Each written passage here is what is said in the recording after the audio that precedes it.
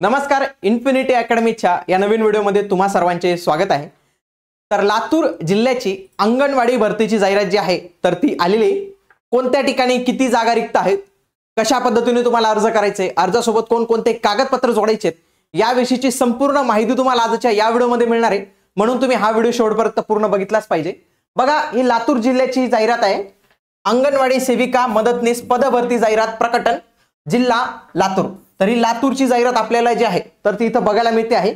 तर इथं या सगळ्या गोष्टी ज्या आहेत तर त्या आपण व्यवस्थित बघूया। बघा, याच्यात 2 अंगणवाडी सेविकाची पद आणि 27 अंगणवाडी सेविक मदतनीसची पद आहेत। म्हणजे काय की 2 आहेत सेविकेची पद खाली आणि 27 ज्या जागा आहेत तर त्या कशाच्या आहेत तर त्या मदतनीसच्या 27 जागा कशाच्या आहेत, मदतनीसच्या जागा आपल्याला इथं बघायला मिळतात। बघा, सेविकांच्या जागा कुठे कुठे रिक्त आहेत ते बघूया। बघा, दगडवाडी गावात आणि रमजानपूर या गावात जे आहे तर ते आपल्याला पाहायला मिळतं। दगडवाडी क्रमांक 1 आणि रमजानपूर क्रमांक 1 या अंगणवाडी केंद्रांवर अंगणवाडी सेविका म्हणून 2 पद जे आहेत तर ते रिक्त आहेत। तर इथं तुम्ही अप्लाय करू शकता। आता पुढे अंगणवाडी मदतनीसची पद कोठे कोठे रिक्त आहेत बघा। गंगापूर या गावातील गंगापूर 6 या अंगणवाडी केंद्रावर जागा रिक्त आहेत। मग गंगापूर 6 मधीलच महिला अप्लाय करू शकतात का? तसं नाही, गंगापूर मधील सर्व गावांमधील जे स्थानिक रहिवासी आहेत तर ते या पदासाठी अप्लाय करू शकतात, जे कोणी महिला असतील त्या। वासनगाव इथं मदतनीससाठी जागा आहे। अंकोली 12 नंबर पाटी श्यामनगर इथं, सिकंदरपूर, साखरा, मांजरी, पुढे हरगुळुक, मुरुड अकोला, हरगुळ बुद्रुक। तर हे संपूर्ण जागा या अंगणवाडी मदतनीसच्या पाहायला मिळतात। पुन्हा आणखी काही जागा आहेत, जसं की वरवंटी, चिखलठाणा, महाराणा प्रतापनगर मध्ये 2 जागा, सोनवती, नांदगाव मध्ये 2 जागा, नांदगाव 2 आणि नांदगाव 4 या अंगणवाडी केंद्रावर। पुढे आहे मळवटी 3 या अंगणवाडी केंद्रावर मदतनीसची जागा रिक्त आहे। पुढे उमरगा, सलगराबू, वोकनगाव, कातपूर, बाबळगाव, सिरसी आणि कौवा। तर या जवळपास 27 जागा आणि त्या 2 सेविकांच्या जागा, या सगळ्या जागा आपल्याला रिक्त बघायला मिळतात। बघा, शैक्षणिक पात्रता काय पाहिजे की तुम्ही 12वी पास पाहिजे। 12वीच्या खाली जर कोणी असेल, 10वी असेल, 9वी असेल, 11वी असेल ते चालणार नाही, तुम्ही 12वी उत्तीर्ण जे आहे तर ते असलंच पाहिजे। ओके, तसेच तुम्ही त्या ठिकाणचे स्थानिक रहिवासी पाहिजे। फॉर एक्झाम्पल, जर तुम्हाला उमरगा मधून भरायचा आहे फॉर्म तर तुम्ही उमरगाचे स्थानिक रहिवासी पाहिजे, तुम्ही दुसऱ्या गावाचे किंवा दुसऱ्या ठिकाणचे चालणार नाही। ही एक महत्त्वाची अट त्यांनी तिथं टाकून दिलेली आहे। पुढे वयाची अट पण आहे, 18 ते 35 वर्ष वयाची अट आहे आणि विधवा उमेदवारांसाठी जे आहे तर ते 40 वर्ष वयाची अट आहे। खूप साऱ्या महिलांकडून ही मागणी केली जाते की जी 35 वयाची अट आहे तर ती काही कालावधीसाठी थोडी शिथिल करून याच्यात 1-2 वर्षांची वाढ द्यावी, कारण की ही जाहिरात ऑलरेडी थोडी उशिरा आलेली आहे, थोडी लवकर यायला पाहिजे होती, परंतु निवडणुका नसल्यामुळे ही जाहिरातीला विलंब झाला आणि ज्या महिलांचे वय निघून गेलेले तर त्या महिलांना याच्यामध्ये जो आहे तर तो फॉर्म भरता येत नाही आहे। तर शासन याच्यावर जे आहे तर ते निर्णय घेऊ शकतं। मे बी जर शासनाने ठरवलं तर या 35 वर्षाची अट मध्ये एखादा वर्ष तुम्हाला सूट जी आहे तर ती मिळू शकते।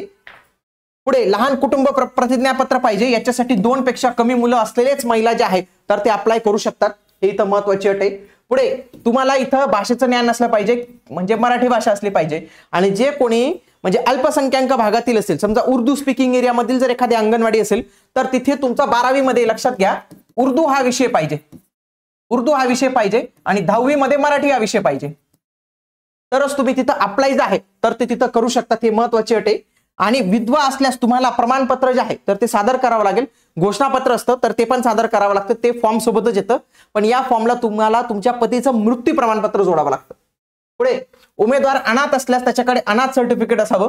तसेच जर कोणी ओबीसी, एनटी, बीजे, SBC, SC, ST, EWS, SCBC अशा कोणत्याही प्रवर्गातून जर अप्लाय करणार असेल तर त्याच्याजवळ त्या प्रवर्गाचं जात प्रमाणपत्र असणं इथं गरजेचं आहे, बंधनकारक आहे, तरच त्याला त्याच्यानुसार जे आहे तर ते ग्राह्य धरलं जाणार आहे।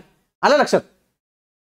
पुढे अनुभव, आता ज्या महिलांना 2 पेक्षा जास्त वर्षाचा अनुभव आहे तर त्यांना तिथं काही गुण जे आहे एक्स्ट्रा दिलं जाणार आहे, परंतु ज्यांना अनुभव नाही तर असे देखील इथं फॉर्म भरू शकतात, हे महत्त्वाचं आहे। आणि पुढे इथं कोणत्याही प्रकारची बदली होत नाही, कारण की ते तुमचं अंगणवाडी केंद्र असतं, याच्यामध्ये ट्रॅव्हलिंग अलाउन्स नसतो, प्रवास भत्ता नसतो, म्हणून इथं बदलीचाही संबंध येत नाही, तुम्हाला त्याच अंगणवाडीमध्ये जे आहे तर ते काम करावं लागतं। नावात बदल असल्यास, तुम्हाला माहिती आहे आता महिलांचं म्हटलं तर नावात बदल असेलच तर तुम्हाला प्रतिज्ञापत्र द्यावं लागेल किंवा तुम्हाला गॅजेट हे सादर करावं लागेल. पण गॅजेट पेक्षा सगळ्यात बेस्ट आहे की 100 रुपयाचा स्टॅम्प पेपरवर, आता जर 100चा भेटला 100चा आणि त्याच्या पुढचाही भेटला तर तो वापरू शकतात, कारण की 100चा आता बंद झालेला काही ठिकाणी. तर प्रतिज्ञापत्रात 100चा स्टॅम्प पेपर करून तुम्हाला तो सादर करावा लागेल. पुढे एका गावात अंगणवाडी सेविका, मदतनीस अशी दोन्ही पदं असल्यास सदर दोन्ही पदांसाठी स्वतंत्र अर्ज करावा लागेल. म्हणजे दोन्ही पदांसाठी तुम्ही जे आहे तर तो अर्ज इथं करू शकता, इथं त्यांनी म्हटलेला आहे. पुढे तुम्हाला काय काय जोडायचंय, पहिले तर तुमचा जन्माचा पुरावा म्हणजे जन्मतारखेचा पुरावा, कारण की वयाची अट आहे ना. मग याच्यासाठी काय लागेल, तुमचं जन्म प्रमाणपत्र. आता खूप साऱ्या महिलांचं हे नसतं, परंतु त्यांच्याकडे 10वी सोडण्याचा दाखला असतो, म्हणजे शाळा सोडण्याचा दाखला किंवा 10वीचं प्रमाणपत्र असतं, त्याच्यावर देखील तुमची बर्थ इयर असते, ते महत्वाचं आहे. पुढे 12वी उत्तीर्ण असल्याचं म्हणजे 12वीचं प्रमाणपत्र तुम्हाला लागेल. ज्यांचं पदवी असेल पदवीचं लागेल, ज्यांचं डीएड असेल डीएडचं लागेल, बीएड असेल बीएडचं लागेल. पुढे अनुभवचं ज्यांचं असेल तर ते अनुभव प्रमाणपत्र इथं लागणार आहे. पुन्हा MSCITचं प्रमाणपत्र असेल तर MSCITचं प्रमाणपत्र इथं जे आहे तर ते लागणार आहे, हे महत्वाचं आहे. पुढे यांचंही मानधन असल्यामुळे त्यांना 7,500 रुपये एवढंच आहे, तर तो मानधन भेटणं मदतनीस यांना 7,500 भेटतं. ओके, आता इथं त्यांनी अर्जाचा कालावधी दिलेला आहे की कधीपासून कधीपर्यंत अर्ज करू शकतात. बघा 11 फेब्रुवारी पासून हे सुरू झालेलं आहे आणि हे सर्व चालणार आहे 25 फेब्रुवारी पर्यंत. किती? 25 फेब्रुवारी पर्यंत. 11 फेब्रुवारी पासून तर 25 फेब्रुवारी पर्यंत तुम्ही अर्ज करू शकता. त्याच्यानंतर ते अर्ज जे आहे तर ते ग्राह्य धरले जाणार नाही. ओके, बघा आणि अर्ज स्वीकृतीचे ठिकाण, अर्ज कुठं करावा लागणार आहे बघा, हे त्यांनी लोकेशन दिलेले. वाटल्यास मी बाजूला होऊन जातो, तुम्ही एकदा या लोकेशनचा स्क्रीनशॉट घेऊन घ्या. तुम्हाला ते हे जे आहे तर ते या लोकेशनला तुमचा तो अर्ज आहे तर तो पाठवावा लागणार आहे. हे लातूरचं बघा, बाल विकास प्रकल्प अधिकारी लातूर यांची सही आपल्याला इथं बघायला मिळते.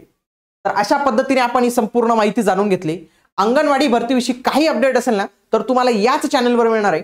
म्हणून तुम्ही आपले हे इन्फिनिटी स्पर्धा परीक्षा अकॅडमीचं युट्यूब चॅनल, इथं सबस्क्राईब बटन असतं, इथं तुम्ही सबस्क्राईब करून घ्या, कारण की सगळ्यात आधी अपडेट्स तुम्हाला या चॅनलवर मिळेल आणि योग्य अशी रिलायबल अशी अपडेट्स मिळेल. म्हणून तुम्ही या चॅनलला सबस्क्राईब करून ठेवा. भेटूया पुढील व्हिडिओमध्ये. तोपर्यंत जय हिंद, जय महाराष्ट्र, धन्यवाद.